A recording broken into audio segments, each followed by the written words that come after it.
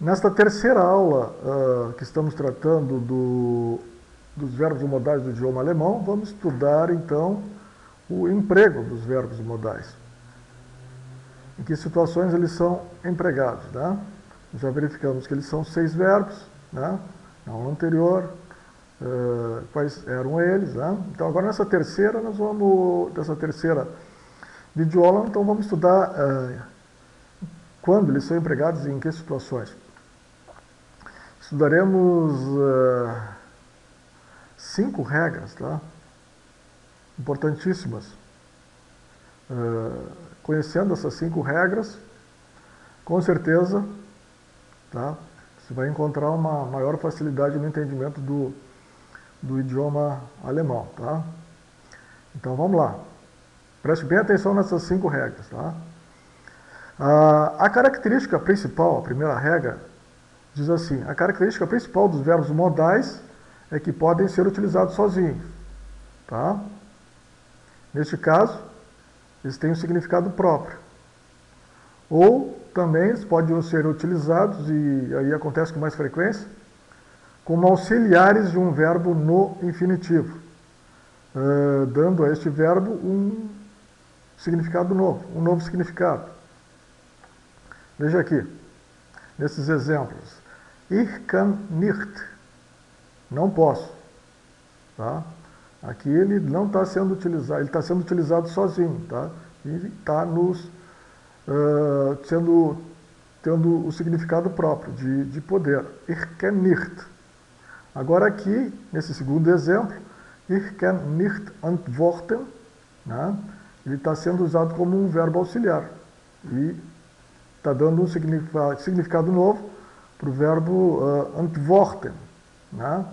Então, eu não posso, ich kann nicht antworten, eu não posso responder, certo? Então, o verbo modal ele pode ser utilizado sozinho ou como um verbo auxiliar. Quando o verbo auxiliar ele dá um significado novo ao verbo que ele está auxiliando. Segundo, nas orações afirmativas, o verbo modal sempre ocupa a segunda posição em uma oração. Aqui está. Enquanto que o verbo no infinitivo, aqui está, fica sempre no final, né? E termina, o verbo no infinitivo, ele sempre termina por essa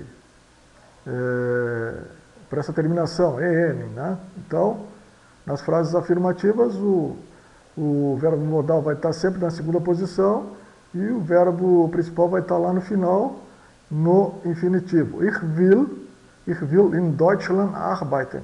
Eu quero trabalhar na Alemanha. Depois, a nossa terceira regra diz assim, que em uma oração negativa, a partícula nicht se coloca, né? A partícula nicht, que é característica da negação, depois de um substantivo com um artigo definido, né? Então, se coloca depois de um substantivo aqui, ó, den Wagen, tá? Tá antecedendo nicht. Então, nicht colocado depois de um substantivo com um artigo, den Wagen, né? E também depois de um verbo auxiliar modal. Aqui, o verbo auxiliar modal é o will, nicht, está sendo colocado depois do verbo auxiliar modal. E ainda, a negação kein vem antes do substantivo. Aqui o substantivo é Buch, né, livro. Então, kein se coloca antes do substantivo, tá? Então, nessas orações negativas, né? Aqui recapitulando, depois de um substantivo com um artigo definido, ich will den Wagen nicht kaufen. Eu não quero comprar um carro.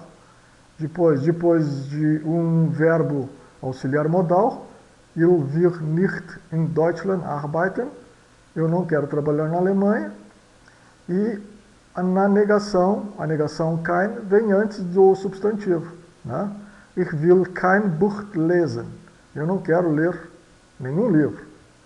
A nossa quarta regra é a seguinte: nos enunciados interrogativos, os verbos modais ocupam a primeira posição.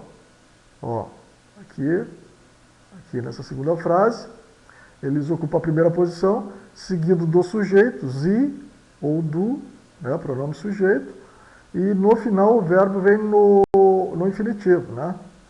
O verbo principal vai no infinitivo lá no final, conforme aqui, ó. Tem sempre a terminação en quando está no infinitivo. Então vejam nossos dois exemplos. Wollen Sie Deutsch studieren? Você quer estudar alemão? Musst du heute arbeiten? Você precisa trabalhar hoje? Tá? E a nossa quinta e última regra é nas orações interrogativas. Os verbos modais dürfen e können são utilizados para perguntar ou pedir algo de uma maneira amável. Vejamos aqui. Darf ich das Telegramm lesen? Eu posso ler o telegrama? Kann ich hier bleiben? Eu posso ficar aqui? Essas foram então as nossas 5 regras que explicam então o emprego dos verbos modais. Na próxima aula vamos estudar então a conjugação dos verbos modais no presente do indicativo. Até lá!